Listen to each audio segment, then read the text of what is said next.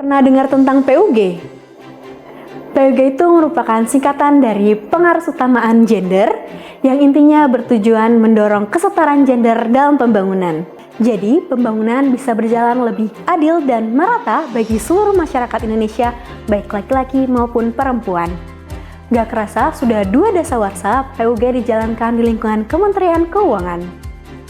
Gak hanya berhenti di PUG, Kementerian Keuangan termasuk DJSF perlahan mulai bergerak ke arah inklusivitas. Dalam praktik kebijakan publik, pendekatannya kini berkembang dari sekedar PUG menuju pendekatan inklusif atau interseksional, yakni mulai melihat bagaimana berbagai identitas seperti gender, disabilitas, hingga kelas sosial saling beririsan dan memengaruhi pengalaman tiap individu. Sejak penerimaan CPNS tahun 2017, DJSF membuka peluang kepada para penyandang disabilitas untuk dapat menempati sejumlah posisi pegawai baru. DJSF juga memastikan kesetaraan pemenuhan talenta wanita.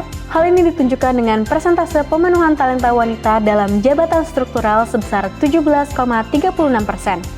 Nilai tersebut lebih tinggi dibandingkan laki-laki yang menduduki nilai 12,12%. DJSF memastikan inklusivitas dan kesetaraan kesempatan bagi setiap pegawai untuk mengikuti pengembangan kompetensi. Hal ini tercermin dari tingkat keikutsertaan pelatihan pegawai perempuan lebih tinggi dibandingkan pegawai laki-laki. Sepanjang tahun 2024 hingga 2025, DJSF selalu berupaya mengintegrasikan prinsip PUG dan inklusivitas di dalam proses perumusan kebijakan ekonomi dan fiskal. Salah satu output tahunan DJSF yaitu KEM PPKF yang merupakan dasar penyusunan APBN. Dalam KEM PPKF 2025, tertuang upaya penguatan well-being dengan menghadirkan pendidikan yang bermutu dan berdaya saing, yang esensinya untuk peningkatan akses, kualitas, dan penguatan link and match, serta peningkatan gizi anak sekolah. Sementara itu, untuk mewujudkan kesehatan yang berkualitas, kebijakan yang ditempuh yaitu melalui program akselerasi penurunan stunting dan peningkatan gizi ibu hamil dan balita.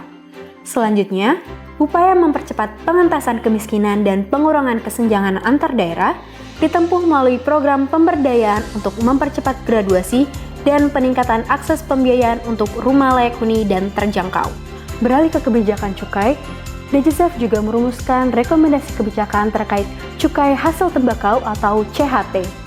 Menurut data BPS 2024, rokok merupakan komponen pengeluaran terbesar kedua bagi rumah tangga miskin.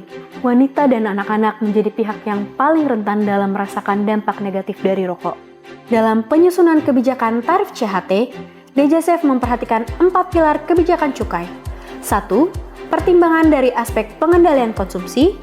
2. Keberlangsungan tenaga kerja. 3. Optimalisasi penerimaan negara. Dan 4. Dampak terhadap rokok ilegal. Di sisi lain, melalui pemanfaatan dana bagi hasil CHT, pemerintah terus meningkatkan dukungan terhadap petani dan buruh atau pekerja di industri rokok yang terdampak kebijakan penyesuaian tarif cukai. Selain kebijakan CHT, DJSF juga melakukan perumusan rancangan peraturan pemerintah atau RPP terkait konsesi dan insentif bagi penyandang disabilitas. Penyusunan RPP ini bertujuan untuk memberikan hak-hak konsesi dan insentif kepada penyandang disabilitas sebagai amanat UU Nomor 8 Tahun 2016. Perumusan ini dilakukan sejak Mei 2024 dan melibatkan sejumlah organisasi penyandang disabilitas. Pemberian konsesi ini dinilai penting untuk mewujudkan kesetaraan, di mana penyandang disabilitas seharusnya memiliki kedudukan hukum dan HAM yang sama dengan WNI lainnya, serta untuk meningkatkan aktivitas ekonomi. Tidak hanya pada output atau produk kebijakan, implementasi juga diwujudkan di lingkungan kerja DJSF melalui penyediaan sarana dan prasarana yang responsif gender dan inklusif.